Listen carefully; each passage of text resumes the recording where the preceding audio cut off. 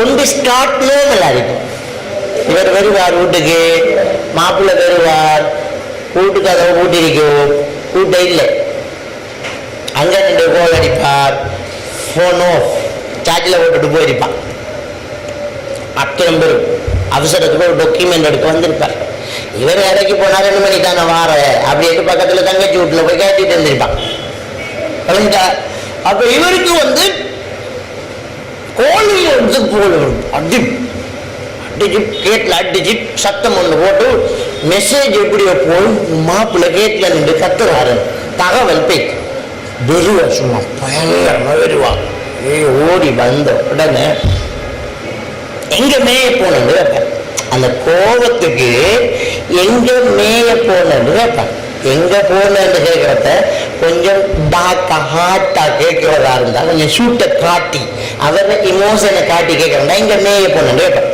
கேட்ட உடனே இந்த பொம்பளைக்கு புரியணும் ஹஸ்பண்ட் கோபமா இருக்கா என்கிறத புரியணும்.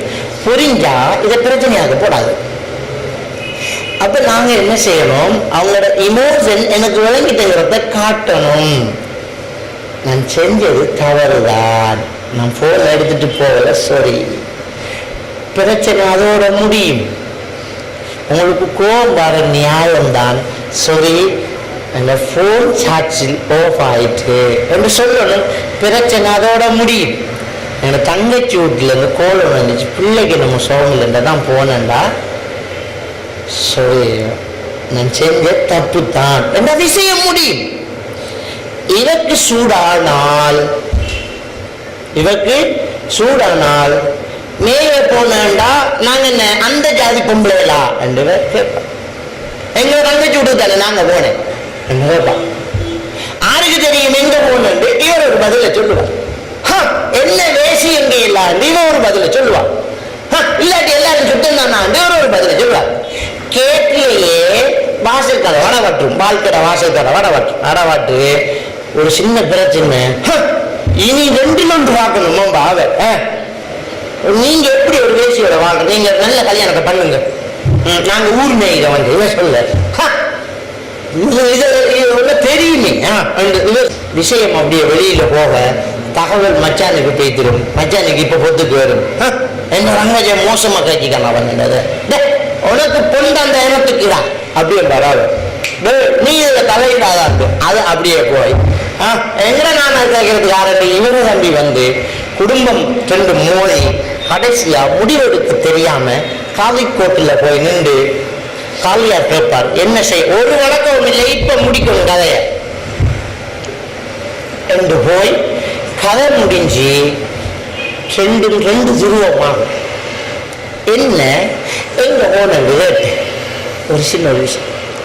ரசூலுல்லாஹ் என்ன சொன்ன, ஒருத்தர் இமோஷனை புரிஞ்சு அதை நீங்க வெளிப்படுத்தினா சப்ஜெக்ட் க்ளோஸ். ஒருத்தர் பிரச்சனையை வெளிப்படுத்தினா சப்ஜெக்ட் க்ளோஸ்.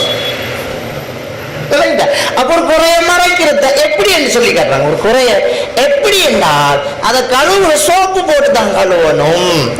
சோப்பு நம்ம கதைக்கக்குள்ளேயே சோப்பு போடுறேன் சொல்றேன், நைஸா கதைக்கிறதுக்கு என்ன சொல்ற, சோப்பு போட்டுட்டான்டான்னு சொல்றது. ஊத்தையே கழுவணும். ஆடை உங்களுக்கு மனைவி உங்களுக்கு ஆடை நல்லா சொல்லிட்டான், கணவன் உங்களுக்கு ஆடைன்னு சொல்லிட்டான். 2 தரப்பாரும் தான் கணவன் மனைவியில பிரச்சனை இருக்கும்போது ஒன்று அடுத்தவங்களுக்கு தெரியாம முறைக்கணும், 2வது அதை சோப்பு போட்டு கழுவணும். சோப்பு போடுறதுங்கிறது என்னண்டா அவரை ஏற்றுக்கொள்ள வெற்றி அதை கழுவணும், அவளை ஏற்றுக்கொள்ள வெற்றி அதை கழுவணும். அதுக்கு நேரங்காலம் இருக்கு. நம்மளோட பழையாக்கள் சொல்லுவாங்க தலையணை மந்திரம் என்று சொல்லுவாங்க. தலையணை மந்திரம் என்றா என்ன தெரியுமா, சரியாக்களுக்கு தெரியும். அந்த தலையணை மந்திரம் நல்லா பழிக்குது. அந்த நேரத்தில் கதைக்கு எடுத்துக்குவாங்க, சாதிக்கிற நேரம் அது. அப்ப அந்த தலையணை மந்திரம் சோப்பு போற நேரமா இருக்கும். ஒரு நல்ல சந்தர்ப்பம் பார்த்து அதை பேசணும்.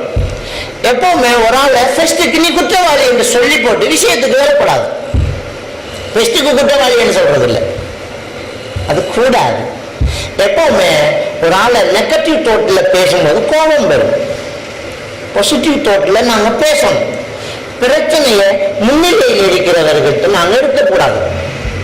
சந்தோஷமான விஷயத்தை முன்னிலையில பேசணும். துக்கமான விஷயத்தை தண்ணியில பேசணும். ஒரு பேச்சாளர் அப்படித்தான் பேசுவார். இப்ப நான் பயானுக்கு வந்திருக்கு,